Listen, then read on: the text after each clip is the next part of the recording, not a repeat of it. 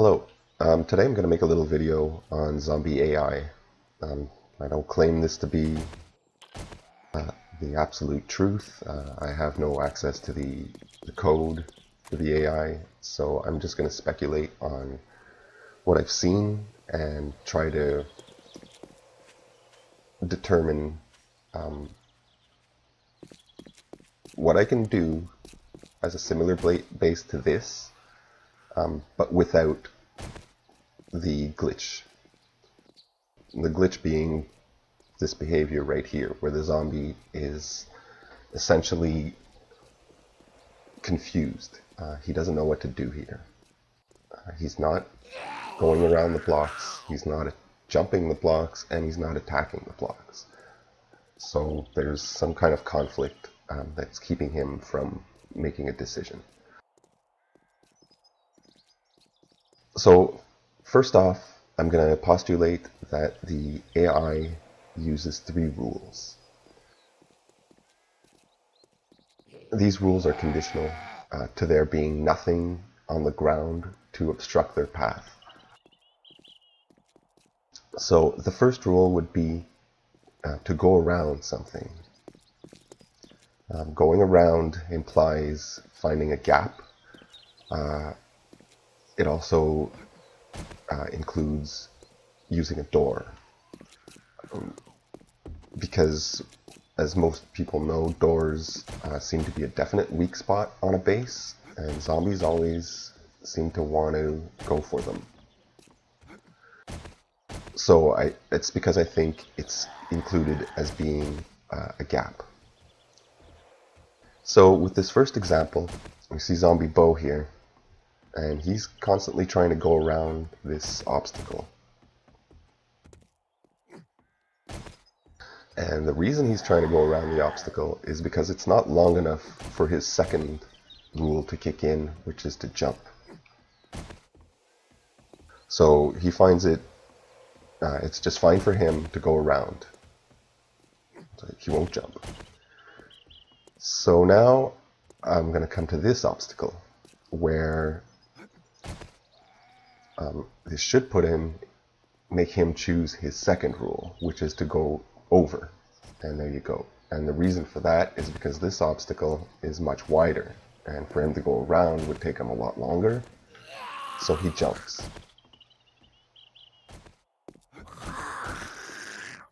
So that would be the second rule. So that's all good because this is a small structure, simple structure. Now here he's going to have to make the choice again. So here he can jump, here he can go around, or he can attack. Once again, this being a small structure, he'll choose to go around. I'm going to try to stay opposite to him the whole time, as much as I can, to try to get him to come in here and jump. Okay, but he won't. He's going to always choose to go around.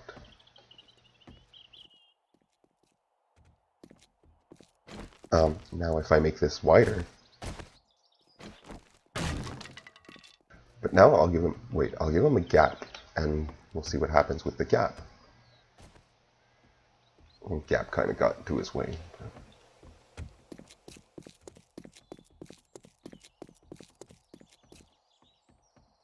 So now he's going to go through that gap. That's that whole thing. There's something plugging him out here. So he goes to the closest available gap, which in this case is that one.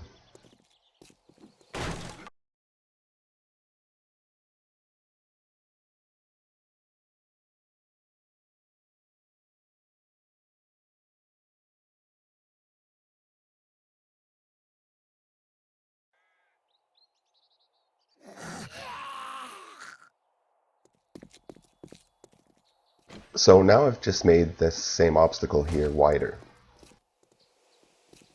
in the hopes of eliminating his option to go around, the same way this eliminated his option to go around.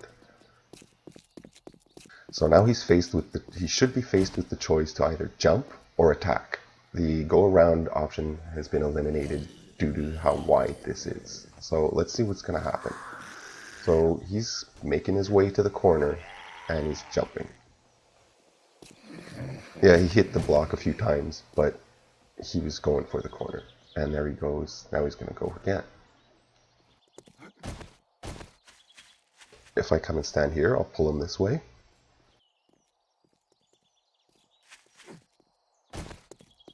And come. Now he jumps. So going around in this situation doesn't seem to want to take that option. He'll take that because that's pretty short, but I just need to make that long enough, and then he'll eventually jump. There seems to be like a minimum amount of blocks for him to have to jump. So now I'm going to take him here, and this here has no option to jump. So this should make him attack. Because now he's coming in. He didn't go around. He's got nowhere to go. So he has to kick, that third rule kicks in, which is to attack.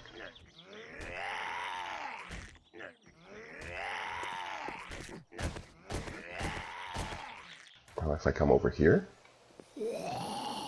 so he's going to try to go around. I don't know why he decides to do that, but he does.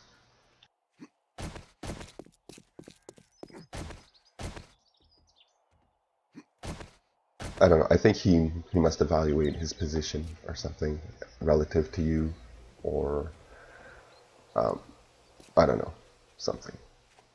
Or his path to get to you or something.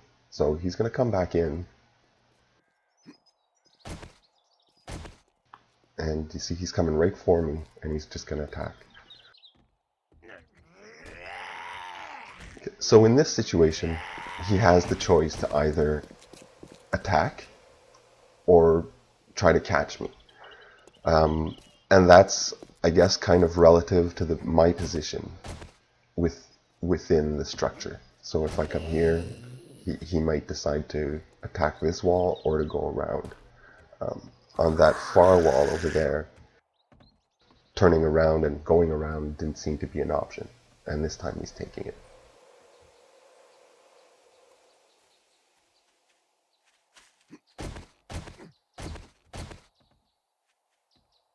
So either way, with this structure, now different blocks are going to get different results.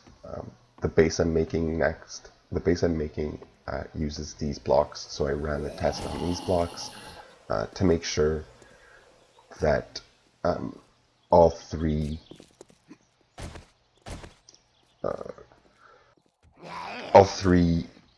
commands of the AI are respected. So he's doing his normal behavior. There's nothing glitching him out. He'll either attack or run or look for the opening, and the second one isn't an option.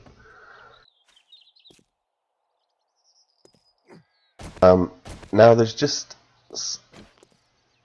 another thing I'll just show.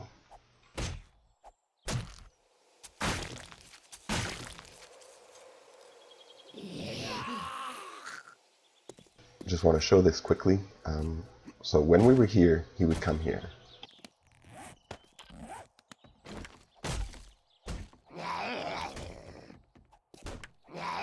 Now I'm going to go over here and make an opening 1 from the end, just 1. And look where, let's see if I can get him to start following me instead of already pathing for the hole. So here I am, and he's coming back. And why is he coming back? That's because I put it too far. So I'll try another one.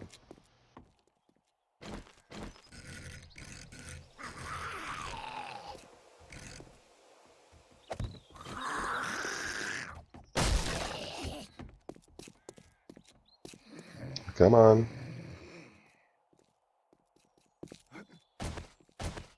And he's going right back for the hole. Oh, is he? No, no, no. Confused, confused.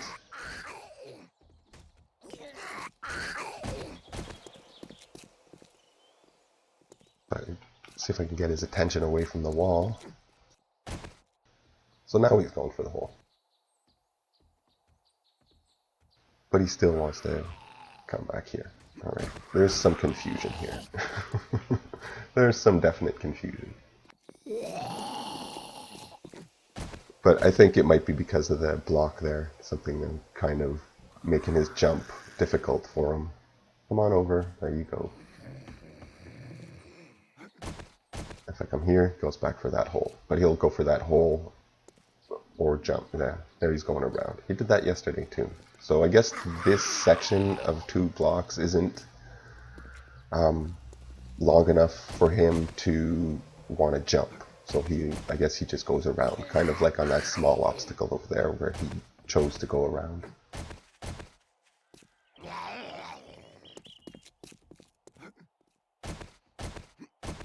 So, and like I said, this is without an obstacle. Nothing to interfere with him on the ground.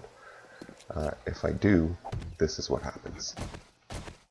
He's going to try to go around that. Now he's stepping on that log. And what happens? He's not going around anymore. He's attacking.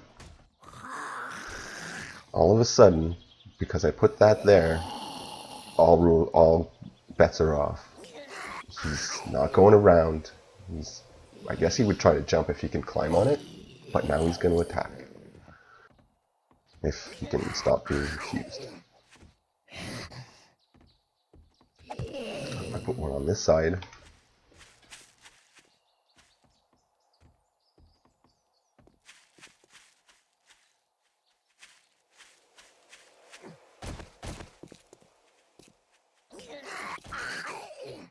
There you go. Now here's something strange. Yeah, you see this block? Now he's attacking under it. And this block he was attacking above. And those blocks he's attacking above.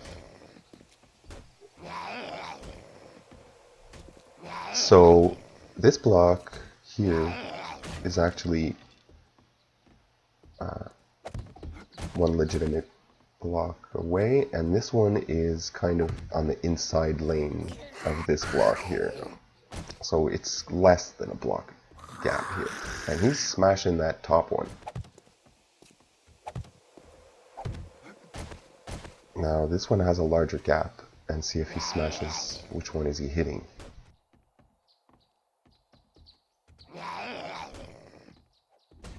So on this situation he's hitting the top, and with this setup he's going to hit the bottom.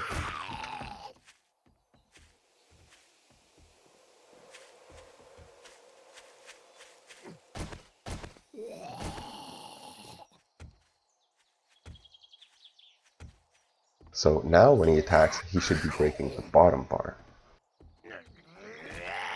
Oh, he got over.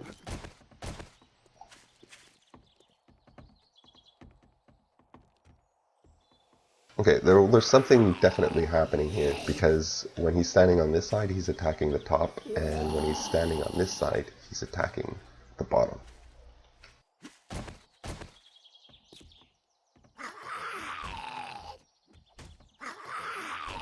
Yeah, see, the bottom block is the one taking damage there. So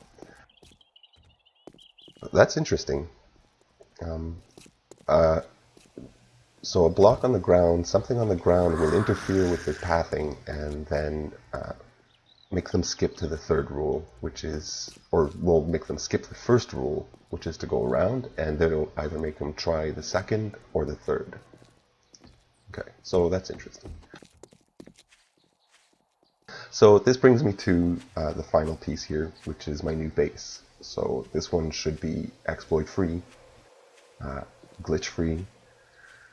So it's basically this setup, these poles,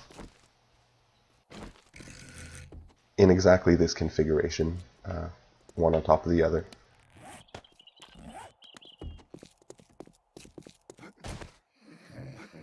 And there are no obstacles on the ground. So no spikes on the outside here. There are no spikes, no plates, no poles, no nothing.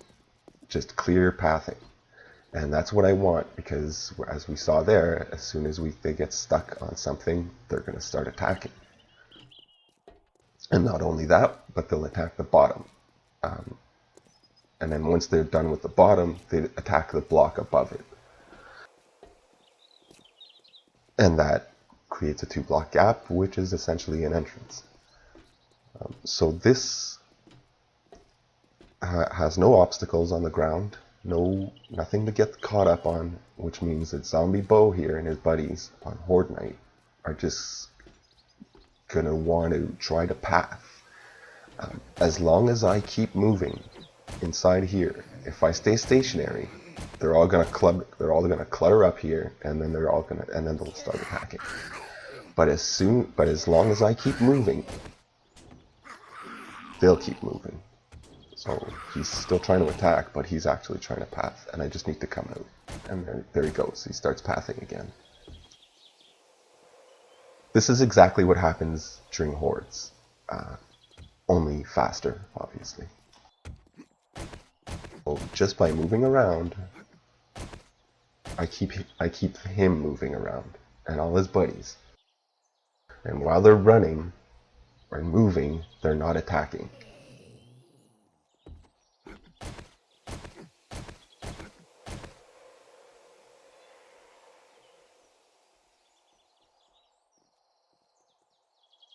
I'm not saying they're never going to attack, but most of the time they won't attack.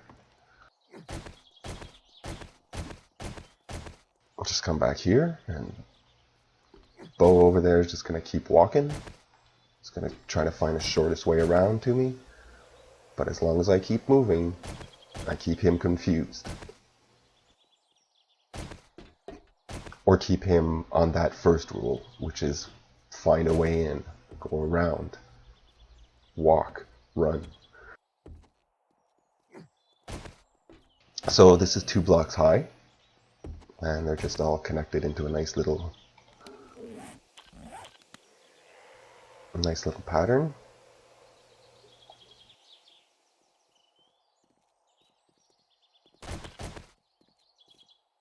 The top block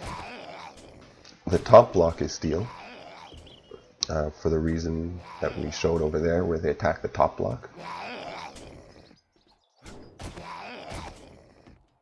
Around the outer rim here, I've got concrete, because sometimes I'll accidentally let a cop blow up here. I don't let cops blow up beside my base. I go out and I fight them out there, and then let them blow up outside if I don't manage to loot them. But I try to not let them blow up near the base. Not that it never happens, though.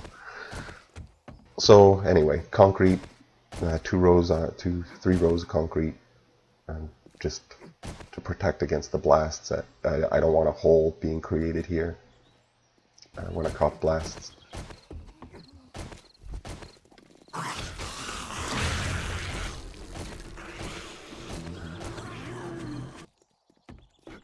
And it's the height is simply what allows you to get away from them, is that zombies just simply can't jump as high as we can, and that's game mechanics. That's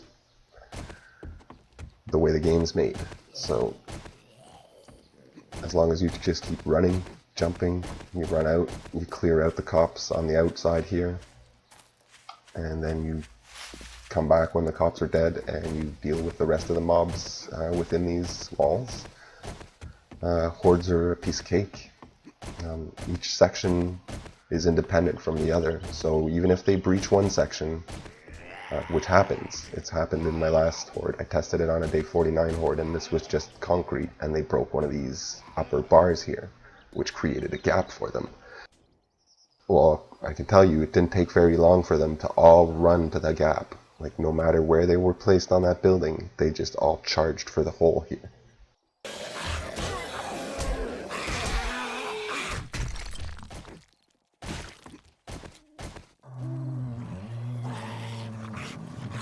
So, but it was no issue, because I still have all these other sections. And if I had a base, I would put it in the middle here, make this out of stainless steel. Just in case a cop ever did make it this far, you want this to be blast resistant as much as possible. Otherwise, concrete, steel, you don't have to do the steel, because like I said, there are a bunch of other compartments. But yeah, that's it. Something on the ground keeps stuff from spawning in here. If you don't want stuff spawning in here, you should at least make sure you put something on the ground on this inner ring, which is closest to the hatch. Because you really don't want a cop spawning in this inner circle while you're gone. So you go out looting, you come back, and then there's a cop standing here, and then you have to deal with it, and it blows up beside your hatch or something. You don't want that. Because if he spawns in here, he'll be stuck in here. He won't be able to get out. So you'll have to kill him before he blows up. So cover the floors, makes it safer.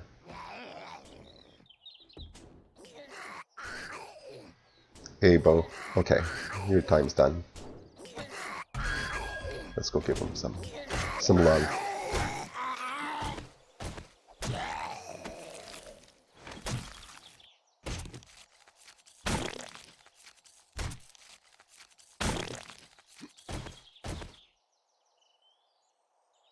Thanks for watching.